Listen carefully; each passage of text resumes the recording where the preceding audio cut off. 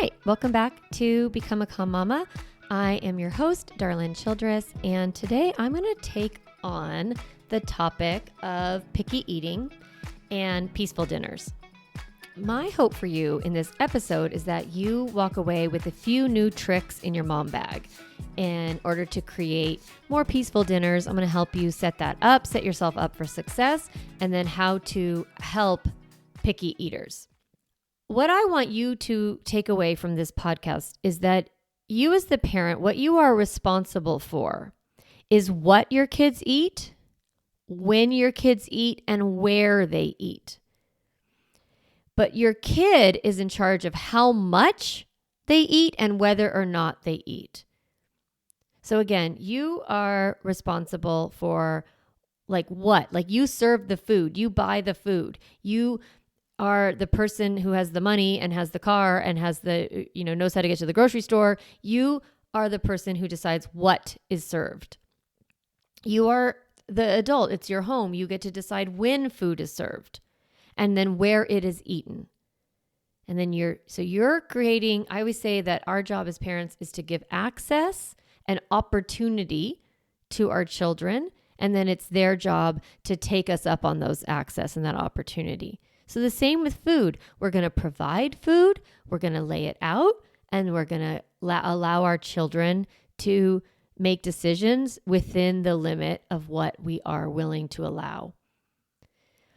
The thing that I want you to understand is that when you are more neutral about how much your child eats or whether or not they eat, it will create more emotional freedom for your child. It will become less charged, and they will be able to follow their own cues and learn to eat, for themselves. That is their journey. Just like when I talked about sleep, it's your child's journey is to figure out how to fall asleep and stay asleep.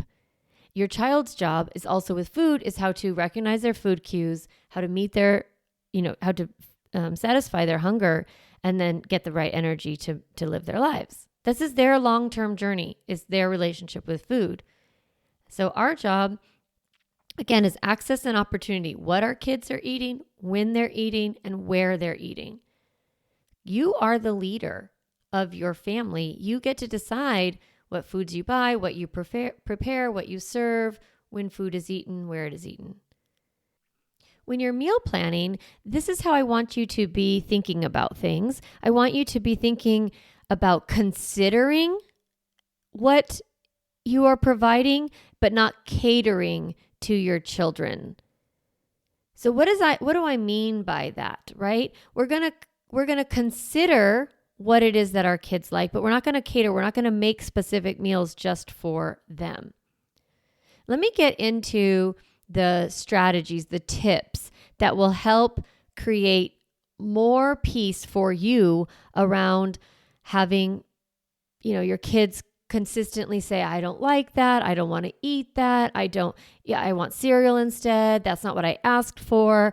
These are the kind of problems that parents have, that moms have, is that their kids are really, selective and they don't want to eat what we provide. And then we say, okay, fine, I'll make you chicken nuggets instead.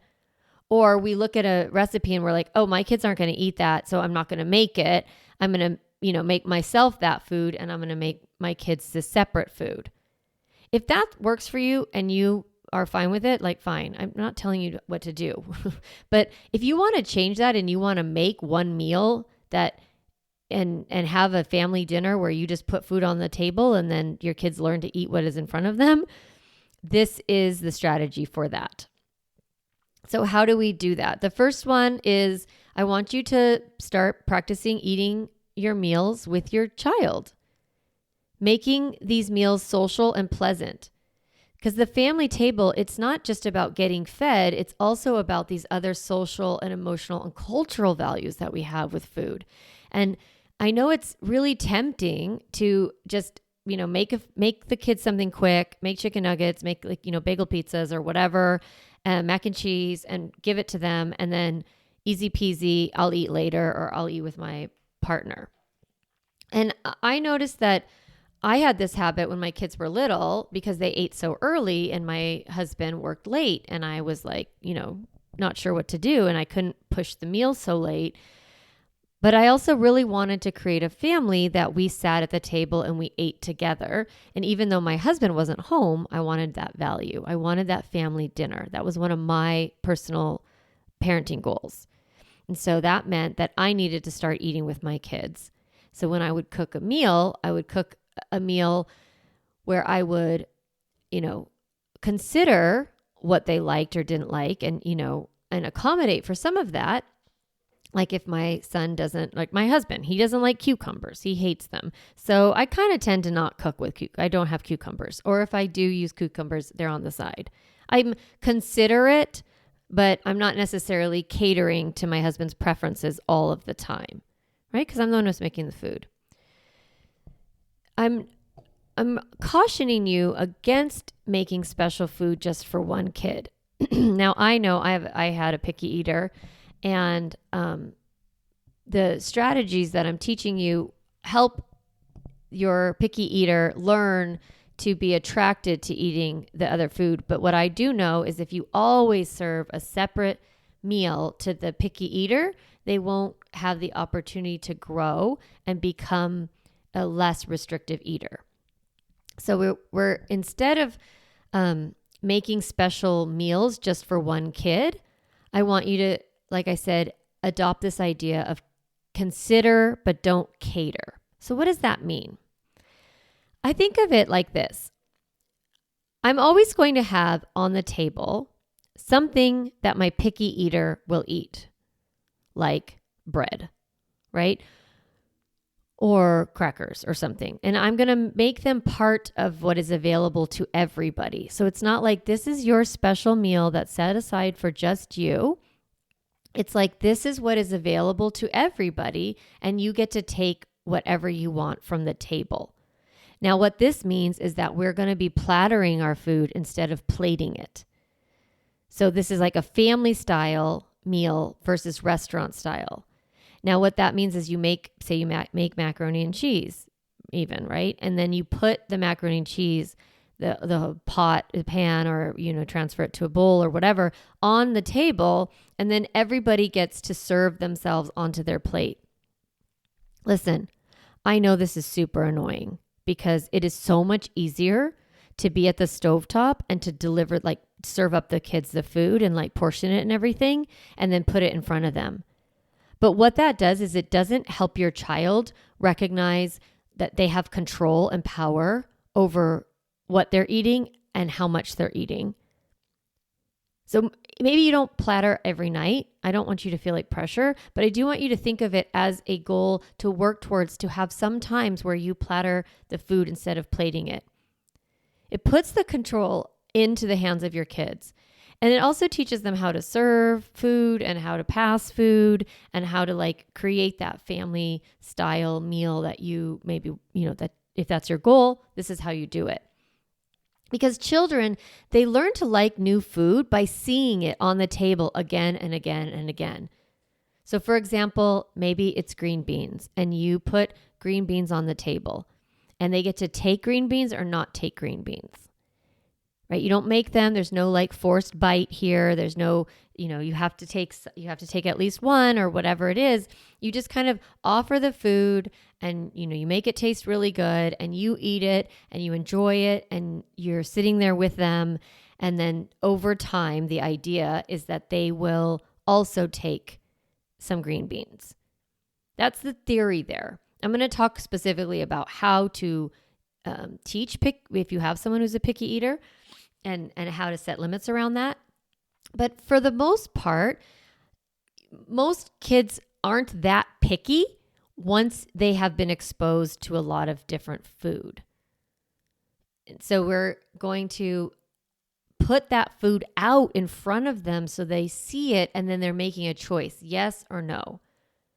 Kids are naturally inquisitive. Remember that ages 3 to 5, they're like deciding, am I good or bad? And like, they want to mimic the adults around them and they want to be good, quote unquote. And so they might take food because they're like, this is what grownups do. And I'm going to do it like the grownups and I'm going to be quote unquote good. We don't say that, but that's what they're thinking. And then we have the ages 5 to 12 and they're trying to decide, am I capable?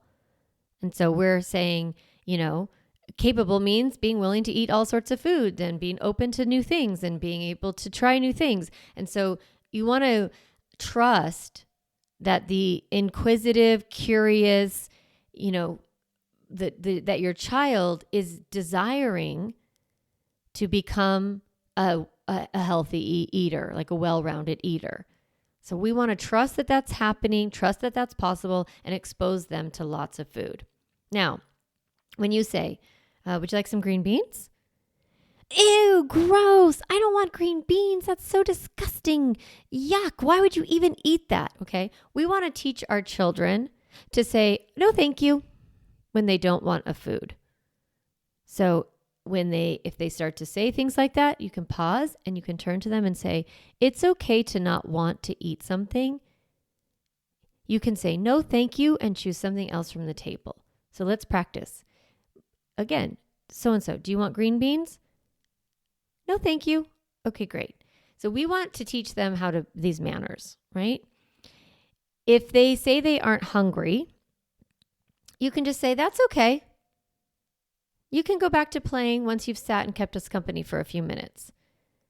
And then when they leave the table, then, they leave the table. I'm not hungry. I don't want to eat any of this. Okay, you can leave after a few minutes. I'm going to teach, one of the strategies that I offer is to light a candle at the beginning of the meal.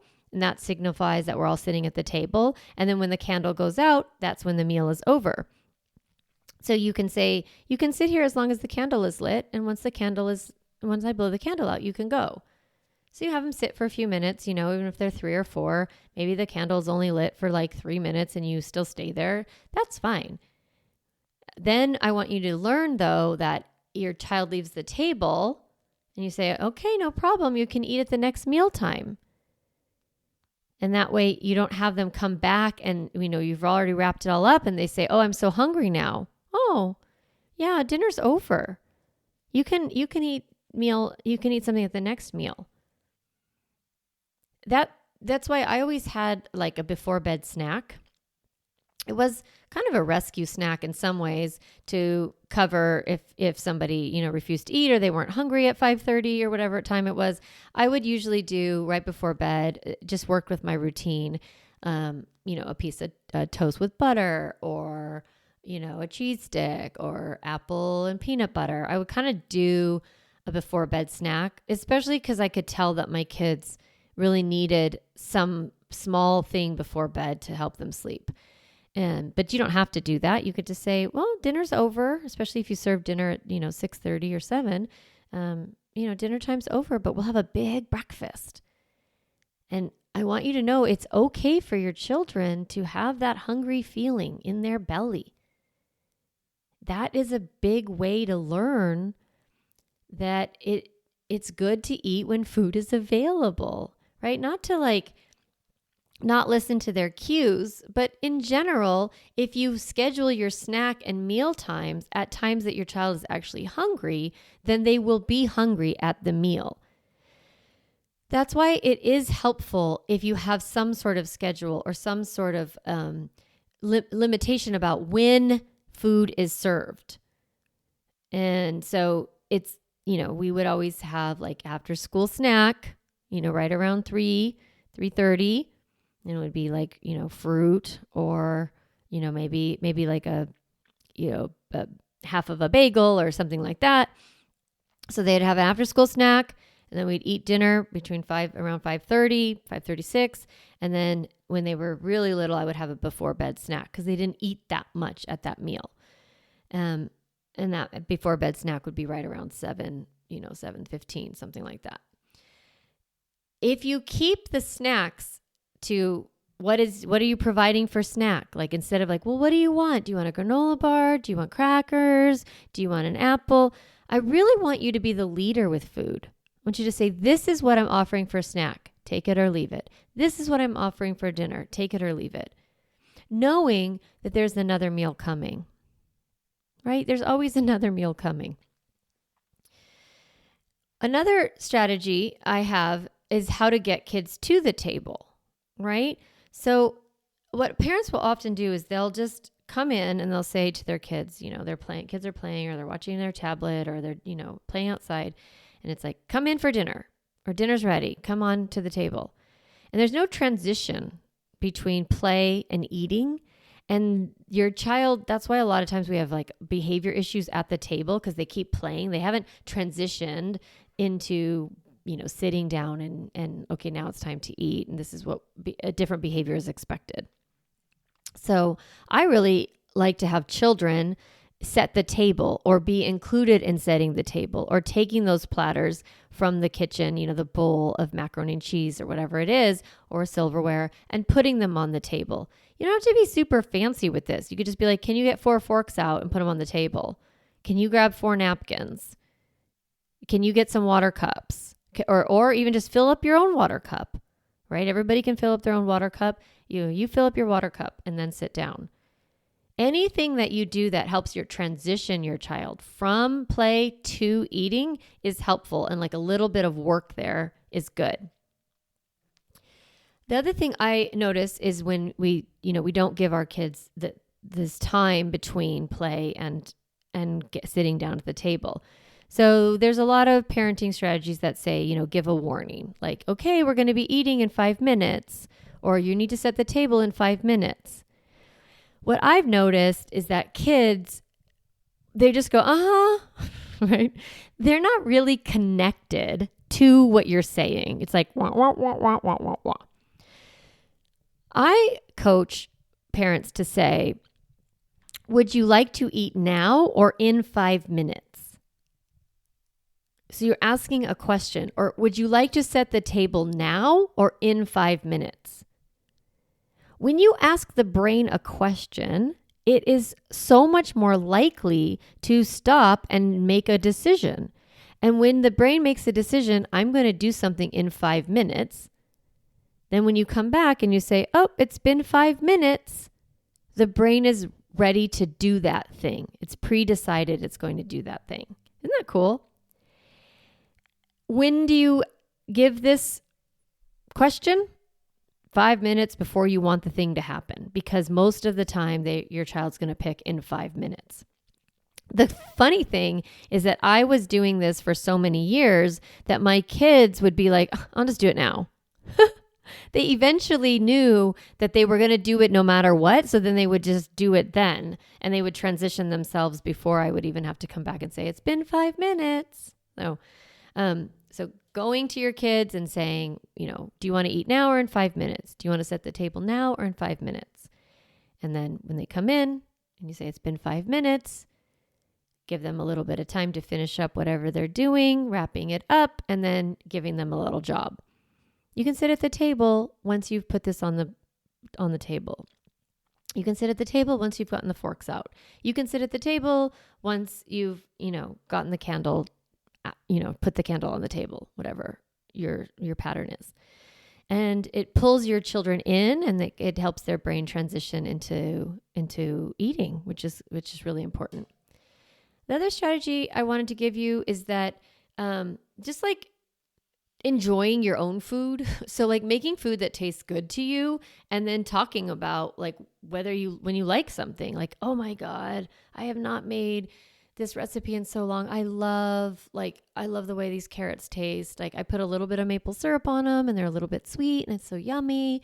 Not to be like, ooh, these are so good, you're going to want it, kid. I don't want you to bribe your children or to coax them or manipulate them. I want you to generally talk about why you like something, right? Your genuine appreciation of the food. Other fun things are to just break it up, having a picnic outside or, setting it up in the living room sometimes, just kind of making food a little bit more interesting and making meals more interesting. Now, how do you handle it if there is like mayhem at the table, right? So I had a rule, like not a limit, but like a rule, like no toys at the table. That was just a rule I had. And so if there were toys at the table, I would say, I'm going to hold on to this toy and I'm happy to give it back to you once dinner is over. I didn't need to make a big deal of it. If they forgot or they had a little car in their hand or they had a stuffed animal or whatever it is, I would, just say, oh, no toys at the table. And I would, say, I'm going to hold on to this until after the meal and I'll give it back to you. Some people say, like, if you have a real picky eater, that they can bring a doll or stuffed animal and then they can pretend to feed the doll or stuffed animal at the table. If you want to do that, that's fine. But that was just one of my rules. So no toys at the table. And then, so I was, or you're welcome to sit at the table as long as there are no toys. You're welcome to be at this table as long as there are no problems. You're welcome to sit at this table as long as your bottom is on the chair. Happy to serve dessert as long as there's no problems at dinner.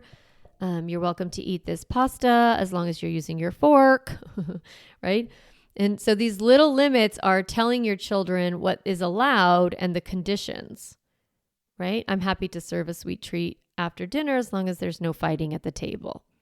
Are those connected? Not necessarily, but it does help your children kind of correct their behavior, and like it's a little checkpoint, right? And if you're trying to teach manners, you're just saying, listen, you're welcome to eat this pasta. I know it's your favorite, as long as you use your fork. We're going to use our forks today.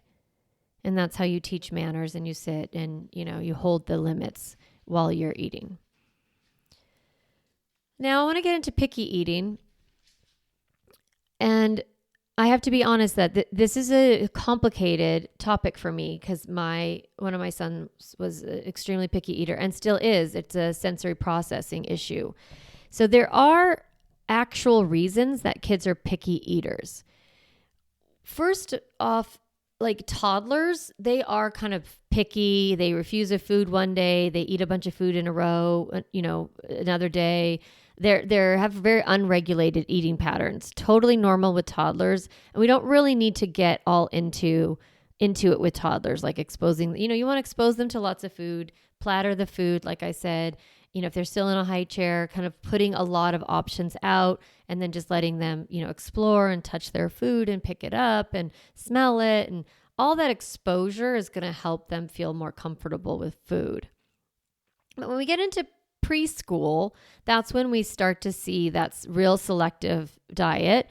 And this is where you want to avoid the trap of making special meals for your preschooler, because it might end up making them more picky as they get older. So they will grow out of it, but only if you expose them to new foods.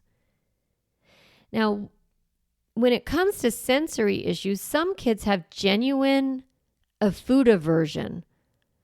It's not just control or selectivity because it doesn't feel good or they don't like it that much. It's like an actual sensory issue for them.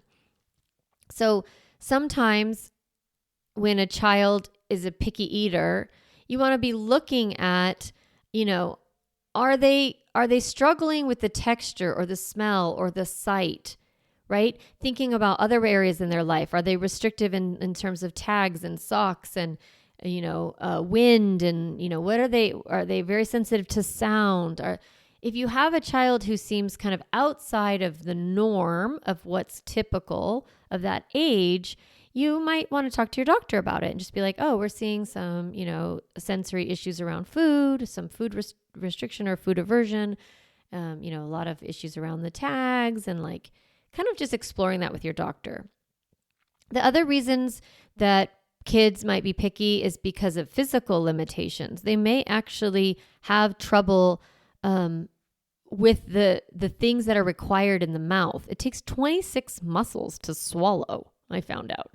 And so it's a lot of coordination actually to put food in your mouth, to chew it, to move it around between your front teeth and your back teeth, and then, pushing your tongue in a way to make the food in a ball that you can swallow it.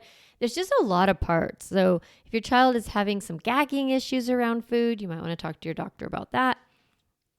So, how do you know when to seek help for picky eating? Just if you notice that it's limiting their social development, if they're not gaining weight, if they're having gastro issues, like they're having a lot of diarrhea or they have a lot of constipation, then, you probably want to talk to your doctor about that. And then if you have been consistently practicing what I'm going to teach you right now for around 6 months and it's not working, like your child's still really food averse, then you may need to talk to a professional. And like there's occupational therapists, and they can help give your kids the tools they need to move through their sensory issues. Okay, so here's some actual tips for picky eating. First thing is, serving new foods one at a time. So I like to think of it like, okay, if you have one food that you really want your kid to grow into eating and feeling comfortable with, pick one and then just have it at the table consistently. So remember, we're plattering our food. So if it's carrots, you're going to offer carrots multiple times, many, many times. They're just going to be on the table a lot. When you get to saying, okay, I really want my kid to learn to eat this one food, I want you to, again, be neutral. We can't control it. We're just giving them opportunity. We're expanding that opportunity a little bit more. So you can talk about carrots. You can have the food on the table. You can have the food on their plate. You can say, you don't need to eat it, but I'd like you to put it on your plate. You can say, you don't need to eat it, but I'd like you to pick it up. You don't need to eat it, but I'd love for you to just touch the carrot to your mouth. Again, you don't need to eat it, but if you could just lick it. So we're just getting our kid used to that new food, and then slowly asking them if they're willing to put it in their mouth. Have one chew and spit it out. Because our goal is to have them chew it and swallow it. But I want you to see that there are so many different steps that you can take to move them towards that in a very loving and patient way. This is not necessary. You don't have to do this. You don't have to decide like my kid must eat, green beans. Like this is like so important to me. You can just keep serving green beans and trusting that they'll eventually try them. And most kids will. Most kids don't have severe food aversion. But if they do, then you want to be very patient and offer this new food in a different, slowly. You can also have your child create a never ever list. So you could say, you know what? If there's a food that you never ever ever ever want to try, you'd let me know, and I promise I won't ever offer that to you. So you could just see what they would come up with. What foods do they never ever ever want? You can do a separate plate for different foods if your kids don't want them to touch. It's like working within their own limitations. And so you can say, you're welcome to have a separate plate at dinner, as long as, you put the new food on there, or, you can set a limit around it. You're welcome to have a separate plate as long as you go get it. So you're kind of involving them in that, so they have more agency, more control, and then they have a separate plate, and then they get that plate or that bowl, and they're like, okay, I'm gonna put the macaroni and cheese on there, but I'm not gonna eat it. Okay, no problem. Put it on there. So we're giving our kids power and control while also trusting that the exposure is good. We're going to keep moving towards exposing them and offering them and giving them access to different opportunities. And if we need to set some limits around, you can leave the table once you have touched the food. I would do this really slowly. And the thing is that you can trust is that, if your child has some food aversion and they have some success with some things that they're nervous about, and they realize it's not that bad and it's okay, then their mindset will change around food in general. So you don't have to, worry that you're going to do this with every single food. The other fun thing is to just offer 2 different options, like on the table. Like apples are great, grapes, carrots or peas. Being able to have that food available, and then you have it out, and then they get picked between the 2. Especially if you have a couple kids and some like apples and some like grapes, and you can say, hey, we're having fruit. You can have apples or grapes, and they're right there. But I don't want to make too much work for you. So you don't always have to offer choices. You can just decide what you want to serve, and you can say apples or nothing. That's a perfectly good option, right? Take it or leave it. What I want to say in all honesty is that I did do these things with my son, and we worked on picky eating for a really long time.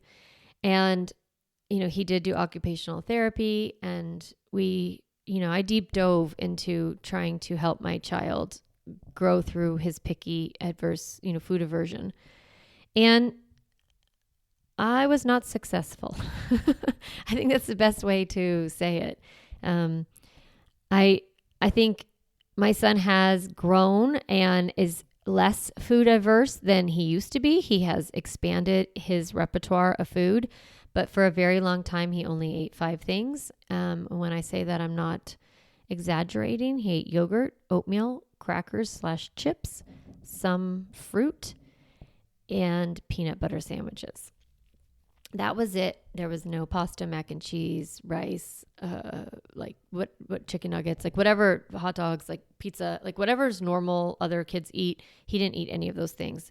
And it was extremely painful for me. I felt like a failure. I felt scared. I felt worried that, he was going to be underweight, or that he wasn't going to be socially accepted. I had a lot of anxiety.